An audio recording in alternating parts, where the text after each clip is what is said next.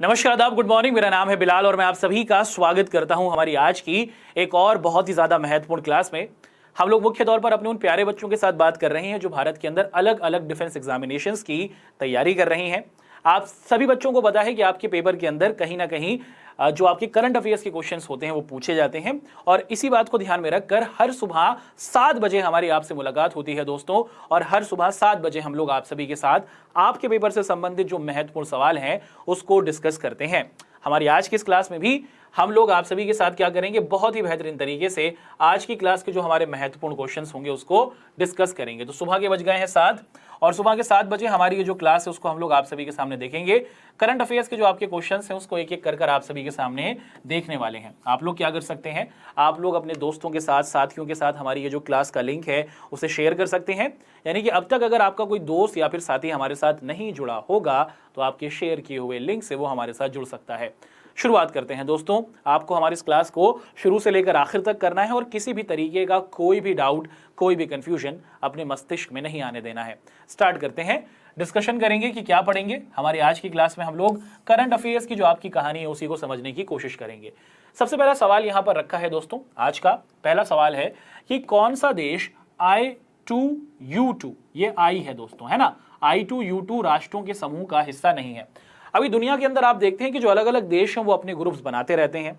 आप लोगों ने सार्क का नाम सुना होगा, G7, G20, उसी के साथ साथ आपने नेटो का नाम सुना होगा। तो दुनिया के अंदर जो अलग अलग देश हैं वो अपने ग्रुप्स बनाते रहते हैं। आपने ब्रिक्स का नाम सुना होगा। अब आप देखते हैं कि 4 देशों ने मिलकर एक ग्रुप बना लिया है और इसी को क्या कहा जा रहा है दोस्तों, इसी ग्रुप को कहा जाता है I2U2, है ना। आपसे पूछा जा रहा है कि इनमें से एक देश है, दिए गए ऑप्शंस में से, वो I2U2 का सदस्य नहीं है। क्या आपको लगता है कौन सा आपका सही ऑप्शन हो सकता है ना, कि I2U2 का कौन सा है, कि कौन सा देश है जो इसका समूह नहीं है या फिर इसका भाग नहीं है। तो दुनिया के 4 ताकतवर देश कौन कौन से, हमारा प्यारा भारत, उसी के साथ आपको दिखता है यूनाइटेड किंगडम जिसे हम लोग यूके कहते हैं, हमारा प्यारा इंडिया, उसी के साथ आप देखते हैं कि इजराइल, और उसी के साथ आप देखते हैं कि UAE, है ना। तो आप देख पा रहे हैं कि 2 यू है ना, यूनाइटेड किंगडम और UAE, और 2 आई। तो आप देखते हैं कि इंडिया, इजराइल, और उसी के साथ साथ आप देखते हैं कि UAE, और उसी के साथ आप देखते हैं कि यूके। तो 2 आई हो गए और 2 यू हो गए, तो इसी को मिलाकर बना है 1। आप देखते हैं कि I2 और U2। कौन सा देश इसका भाग नहीं है, इजराइल है ना। उसी के साथ आप देखते हैं कि मुख्य तौर पर आपको दिखता है कि भारत भी है। उसी के साथ आपको देखते हैं कि मुख्य तौर पर संयुक्त अरब अमीरात भी है। उसी के साथ आप देखते हैं कि दोस्तों इटली, ये जो यहाँ पर ऑप्शन दिया हुआ है, इटली को गलत कर, इटली की जगह यहाँ पर इजराइल होना चाहिए था, ठीक है। और यहाँ पर आप देखते हैं कि संयुक्त राज्य अमेरिका, तो संयुक्त राज्य अमेरिका आपको इसका भाग नहीं दिखता है, तो इटली की जगह यहाँ पर इजराइल को होना चाहिए था। कौन सा देश I2U2 के देशों का हिस्सा नहीं है, तो ये 4 देश हैं जो इसका ग्रुप है। आप देख पा रहे हैं मुख्य तौर पर जो अमेरिका है वो इसका भाग नहीं है। अगला सवाल है कि नेशनल फाउंडेशन ने महिला किसानों को अपना व्यवसाय बढ़ाने में मदद करने के लिए डिजीवाणी कॉल सेंटर स्थापित करने के लिए किस कंपनी के साथ स्थापना की। एक फाउंडेशन है, आपको एक एनजीओ दिखता है जिसका नाम है नेस्कॉम, है ना।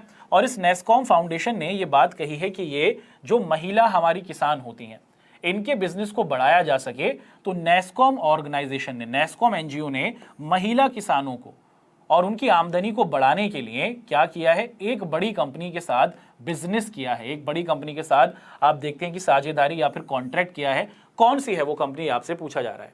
भारत के अंदर जो हमारी वुमेन एम्पावरमेंट है, इसी को ध्यान में रखते हुए कि भारत के अंदर हमारे जो महिला उद्यमी हैं, जो घरों में छोटे मोटे काम करती हैं, उनको आगे बढ़ाया जा सके, तो नेस्कॉम फाउंडेशन ने, आप देख पा रहे हैं कि मुख्य तौर पर गूगल के साथ साझेदारी की है ताकि भारत के अंदर क्या किया जा सके, महिलाओं को आगे बढ़ने का मौका मिले और कॉल सेंटर्स, जो हमारी ग्रामीण महिलाएं हैं वो कॉल सेंटर्स में काम कर सकें, इसको भी शुरू किया गया है।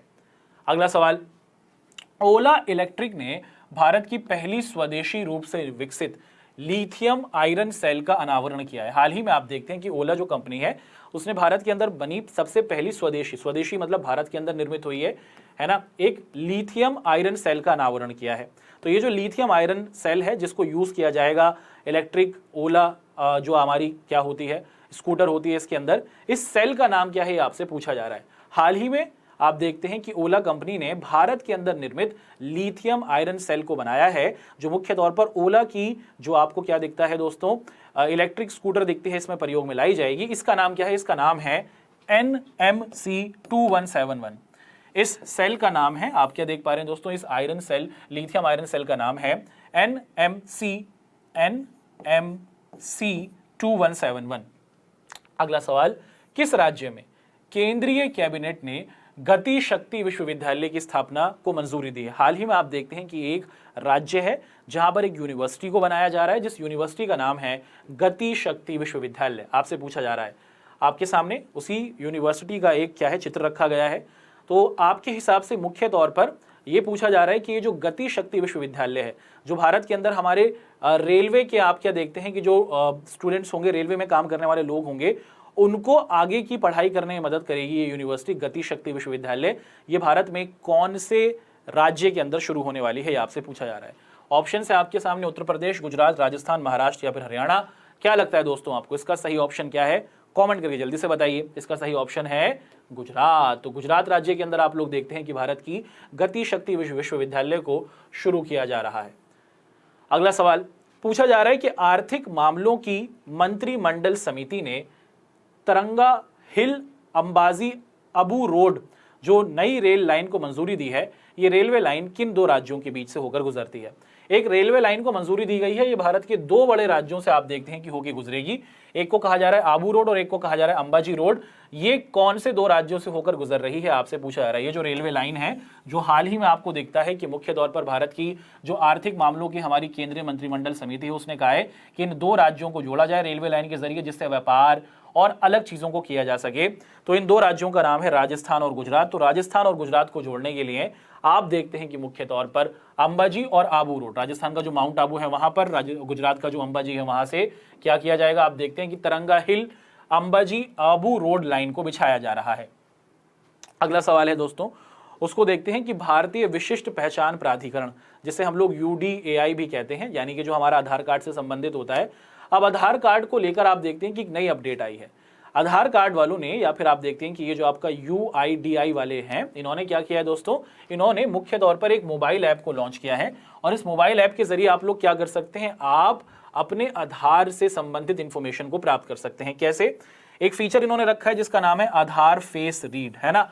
आप क्या देख पा रहे हैं कि ये आधार की ऐप है, और इस ऐप के जरिए क्या है दोस्तों, आप आधार फेस रीड ऐप, इसको नाम रखा गया है।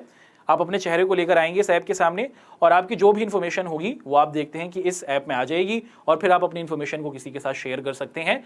तो हमारा जो UIDAI दिखता है, जो आधार कार्ड को बनाने वाली संगठन है, इसने मुख्य तौर पर एक ऐप को लॉन्च किया और उस ऐप का नाम रखा है आधार फेस RD ऐप, है ना, आधार फेस RD ऐप। RD मतलब रीडिंग ऐप। अगला सवाल, भारतीय रिजर्व बैंक, यानी कि जिसे हम RBI कहते हैं, इन्होंने प्रीपेड पेमेंट इंस्ट्रूमेंट, जिसे PPI कहा जाता है, इससे संबंधित क्या है, प्रावधानों का पालन नहीं करने पर कि भारत की सरकार ने, RBI ने कैसी पेमेंट करनी है, कितना टैक्स देना है, उसको लेकर नियम बनाए हुए हैं। एक कंपनी है भाई साहब, और इस कंपनी ने क्या किया दोस्तों, इस कंपनी के ऊपर इस PPI को ना मानने का क्या लगा, इल्जाम लगा कि इन्होंने PPI प्रीपेड पेमेंट जो इंस्ट्रूमेंट्स होते हैं, इसकी अवहेलना की है, इसके नियमों को नहीं माना, और इस कंपनी पर क्या लगा है बच्चों, जुर्माना लगाया गया है 1.67 करोड़ का।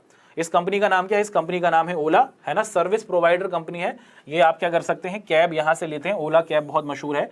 तो ओला, आप क्या देखते हैं कि ओला सर्विसेज पर, ओला जो ये कंपनी है, इस पर प्रीपेड पेमेंट इंस्ट्रूमेंट्स का सही तरीके से पालन ना करने पर भारत सरकार की तरफ से, भारतीय रिजर्व बैंक की तरफ से 1.67 करोड़ रुपए का जुर्माना लगाया गया है। ओला वित्तीय सेवाएं। आगे बढ़ते हैं, अगला सवाल आप सभी के सामने रखते हैं मित्रों। नेक्स्ट सवाल है कि भारत में बांग्लादेश के, है ना, आप क्या देखते हैं कि भारत के अंदर बांग्लादेश के अगले उच्चायुक्त के रूप में किसे नियुक्त किया गया है? बांग्लादेश के उच्चायुक्त, यानी कि बांग्लादेश, हर देश के अंदर आप क्या देखते हैं, जैसे बांग्लादेश का आपको क्या दिखेगा बच्चों, भारत के अंदर एम्बेसी दिखेगी। तो उस एम्बेसी के अंदर बांग्लादेश के आपको क्या देखते हैं बच्चों, सबसे बड़े जो अधिकारी होंगे, जिन्हें उच्च आयुक्त कहा जा रहा है, हाई कमिश्नर जिसे कहा जाता है, उसको किसको नियुक्त किया गया है? बांग्लादेश की आप देखते हैं कि जो क्या दिखने वाली है आपको, दिखने वाला है जो क्षेत्र, वहां पर आपसे ये पूछा जा रहा है कि किसको मुख्य तौर पर उच्च आयुक्त के तौर पर नियुक्त किया जाएगा बांग्लादेश की एम्बेसी के अंदर। आपके सामने ऑप्शंस हैं, आपके ऑप्शन है 5। मुस्तफिजुर रहमान, मुस्तफिजुर इमरान, अब्दुल बासित, नबीन सरकार या फिर मोहम्मद, आप देख पा रहे हैं कि इमरान। तो आपका सही आंसर है कि बांग्लादेश के जो ये मिस्टर हैं इनको क्या किया जाएगा, भारत के अंदर जो बांग्लादेशी एम्बेसी है उसमें हाई कमिश्नर के तौर पर नियुक्त किया जा रहा है। इनका नाम है मुस्तफिजुर रहमान, मुस्तफिजुर रहमान इनका नाम है दोस्तों, ऑप्शन ए। अगला सवाल आपके सामने रखा जा रहा है। सवाल है कि स्पेस टेक स्टार्टअप है ना, आप क्या देखते हैं दोस्तों कि स्पेस टेक स्टार्टअप जिसका नाम है अग्निकुल कॉस्मोस, स्पेस एक्स यानी कि स्पेस से रिलेटेड ये कंपनी है जिसका नाम है अग्निकुल कॉस्मोस। इन लोगों ने क्या किया है, भारत का पहला रॉकेट इंजन कारखाना खोला है ना। आप देखते हैं कि मुख्य तौर पर अग्निकुल कॉस्मोस ये जो कंपनी है इन्होंने क्या करा है कि भारत का अपना रॉकेट बनाने के लिए कारखाना खोला है। वो कहां पर खोला जा रहा है ये आपसे पूछा जा रहा है। आपके ऑप्शन है बेंगलोर, कोची, हैदराबाद, मुंबई या फिर चेन्नई। तो भारत की स्पेस से संबंधित जो कंपनी है, स्टार्टअप है जिसका नाम है अग्निकुल कॉस्मोस, इसने भारत के किस शहर के अंदर रॉकेट को बनाने का कारखाना खोला है, आपसे पूछा जा रहा है। इसका नाम है चेन्नई। तो चेन्नई राज्य के अंदर आप देखते हैं कि बच्चों स्टार्टअप जो है हमारा अग्निकुल कॉस्मोस, इन्होंने अपने कारखाने को खोला है चेन्नई शहर में जहां रॉकेट इंजन को बनाया जाएगा। अगला सवाल, स्किल इंडिया मिशन की 60वीं वर्षगांठ कब मनाई जाती है। भारत के अंदर आप देखते हैं कि साल 2015 में क्या किया गया था, भारत के युवाओं को स्किलफुल बनाया जा सके, उनको काम अच्छे तरीके से आ सके, वो अपने काम में बेहतर हो सके, निपुण हो सके। इसीलिए आप लोग देखते हैं कि स्किल इंडिया की शुरुआत की गई थी साल 2015 में। किस तारीख को ये शुरू किया गया, इसको 7 साल हो गए दोस्तों। इसकी शुरुआत हुई थी 15 जुलाई को। तो 15 जुलाई 2015 को आप लोग देखते हैं कि इसका आगमन हुआ था, इसकी शुरुआत हुई थी, और अभी 15 जुलाई 2022 को इसने 7 साल पूरे कर लिए, जिसके अंदर भारत के युवाओं को ट्रेंड किया जाता है कि वो स्किलफुल काम सीख सकें। अगला सवाल, सुषमा स्वराज भवन में भारत की सॉफ्ट पावर ताकत के विभिन्न पहलुओं पर निबंधों का संकलन कनेक्टिंग थ्रू कल्चर किसने लॉन्च की। एक पुस्तक लॉन्च की गई है भारत के विदेश मंत्रालय में। भारत के विदेश हमारा जो ऑफिस है वहां पर सुषमा स्वराज भवन आपको दिखता है। भारत की भूतपूर्व आपको क्या दिखती है दोस्तों, विदेश मंत्री थी सुषमा स्वराज जी। तो भारत के विदेश मंत्रालय के द्वारा मुख्य तौर पर आप लोग देखते हैं कि एक पुस्तक का अनावरण किया गया है, और इस पुस्तक को कहा जा रहा है कनेक्टिंग थ्रू कल्चर, है ना, soft power strengths connecting to culture. ये जो पुस्तक है ये किसके द्वारा लॉन्च की गई है। आपके सामने ऑप्शन है अमित शाह, एस जयशंकर, नरेंद्र मोदी, राजनाथ सिंह या फिर जेपी नड्डा। और इसका सही आंसर है दोस्तों एस जयशंकर। भारत के जो विदेश मंत्री हैं वर्तमान में, उन्होंने ही क्या किया है, उन्होंने ही इस पुस्तक का अनावरण किया है, इस पुस्तक को लॉन्च किया है। पुस्तक का नाम है connecting through culture, soft power strengths. ठीक है जी। अब मैं आपसे पूछना चाहूंगा कि एस जयशंकर भारत के विदेश मंत्री हैं, एस है ना, ये एएस जयशंकर जो हैं, ये एएस जो है दोस्तों इसकी फुल फॉर्म बता दीजिए, है ना, इसकी फुल फॉर्म आपको बतानी है।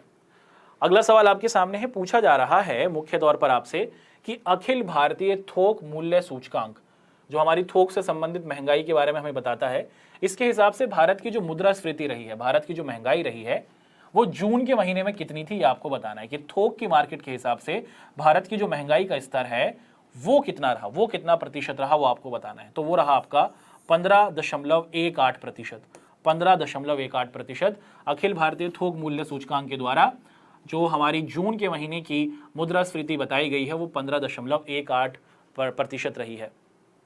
अगला सवाल है कि एम्स डैश को 12वें राष्ट्रीय प्लास्टिक सर्जरी दिवस मनाने के लिए APSI सुशुद्ध फिल्म महोत्सव का आयोजन किया गया। हाल ही में आप देखते हैं कि भारत के अंदर राष्ट्रीय प्लास्टिक सर्जरी दिवस, प्लास्टिक सर्जरी का मतलब होता है कि अगर आपके चेहरे की बनावट बिगड़ जाती है तो उस पर ऑपरेशन कर सर्जरी कर उसको एक नई शेप दी जाती है, उसको बेहतर किया जाता है। तो भारत में आप देखते हैं कि राष्ट्रीय प्लास्टिक सर्जरी दिवस मनाया गया 12वां, और इसके दरमियान आप देखते हैं कि एक फिल्म को भी लॉन्च किया गया है ना। तो आपसे ये पूछा जा रहा है कि भारत के एम्स में ये जो 12वां राष्ट्रीय प्लास्टिक दिवस मनाया गया है, प्लास्टिक सर्जरी दिवस मनाया गया है, इसको किस वर्ष मनाया गया, किस तारीख को मनाया गया, ये भी आप देखते हैं कि 15 जुलाई को ही मनाया गया है। अगला सवाल, बांग्लादेश के उस तेज गेंदबाज का नाम बता दीजिए दोस्तों जिसे डोपिंग के उल्लंघन में क्या किया गया है। डोपिंग का मतलब होता है कि उन्होंने कुछ ऐसी दवाइयों का उपयोग कर लिया जिससे आप देखते हैं कि जिससे उनकी जो खेलने की शक्ति थी वो बढ़ गई, खेलने की क्षमता बढ़ गई, और इसी को माना जाता है कि ये गलत है और इस खिलाड़ी को फिर बैन किया जाता है, सजा दी जाती है, प्रतिबंधित किया जाता है। तो 10 महीने के लिए आप देखते हैं कि इस बांग्लादेशी खिलाड़ी को प्रतिबंधित कर दिया गया है क्योंकि ये डोपिंग टेस्ट को पास नहीं कर पाए। इन्होंने डोपिंग टेस्ट में ये फेल रहे। तो इनका नाम क्या है ये आपसे पूछा जा रहा है और आपके सामने ऑप्शन रहे हैं दोस्तों ये सभी, है ना। तो तेजुल इस्लाम, शुद्दुल इस्लाम और मुस्तफिजुर रहमान, मशरफ़े मुर्तज़ा, मोहम्मदुल्लाह। तो इनका नाम दोस्तों क्या है, इनका नाम है शोहिदुल इस्लाम, है ना। शोहिदुल इस्लाम करके ये व्यक्ति हैं और इनके ऊपर ये इल्ज़ाम लगा है। अगला सवाल है कि किस तकनीकी कंपनी ने तेज़ गति और बेहतर बिजली दक्षता के लिए एक नई graphics dynamic random access memory chip को विकसित किया है। हाल ही में आप देखते हैं कि एक कंपनी है जिसने बहुत तेज गति के साथ, कि बिजली की तेजी के साथ क्या है दोस्तों, कि आपको ग्राफिक्स यानी कि इतनी तेज स्पीड के साथ आप चीज़ों को डाउनलोड अपलोड कर सकते हैं, इसको लेकर एक मेमोरी बनाई है, मेमोरी कार्ड आप कह सकते हैं, जिसको डायनामिक रैंडम एक्सेस मेमोरी कहा जा रहा है। किस कंपनी के द्वारा ये बनाया गया है कि बिजली की स्पीड से इसमें चीज़ें अपलोड और डाउनलोड होंगी। इसका नाम दिख रहा है दोस्तों आपको सैमसंग। तो सैमसंग के द्वारा एक नए प्रकार की आप देखते हैं कि चिप को बनाया गया है जो तेज गति, बहुत बेहतरीन बिजली की स्पीड के साथ आप देखेंगे कि चलेगी, जिसे dynamic random access memory DRAM कहा जा रहा है, जो सैमसंग के द्वारा बनाई गई है। बढ़ते हैं आगे और यहाँ पर हम लोग आप सभी के साथ कहेंगे आपका बहुत बहुत शुक्रिया कि आप सभी बच्चों ने हमारी आज की इस क्लास को किया और आज से संबंधित जो हमारे महत्वपूर्ण सवाल थे उसको हमने आप सभी के साथ किया। आशा है कि दोस्तों आप सभी को हमारी आज की ये क्लास ज़रूर पसंद आई होगी। आप लोग कमेंट करके ज़रूर बताएं कि आपको हमारी क्लास कैसी लगी। अब आप लोगों की हमारे साथ जो मुलाकात होगी वो अगले दिन यानी कि कल सुबह 7 बजे होगी और कल सुबह 7 बजे भी हम लोग आपसे संबंधित, आपके करंट अफेयर से संबंधित जो क्वेश्चंस होंगे उसको आप सभी के साथ डिस्कस करेंगे। अब इसी आशा और उम्मीद के साथ कि आप सभी बच्चों को हमारी ये क्लास पसंद आई होगी, मैं आप लोगों से लेता हूं विदा। मुलाकात करेंगे कल सुबह 7 बजे हमारे डाउटनेट चैनल पर। तब तक आप सभी बच्चे अपना ध्यान रखें। आप सभी का बहुत बहुत शुक्रिया।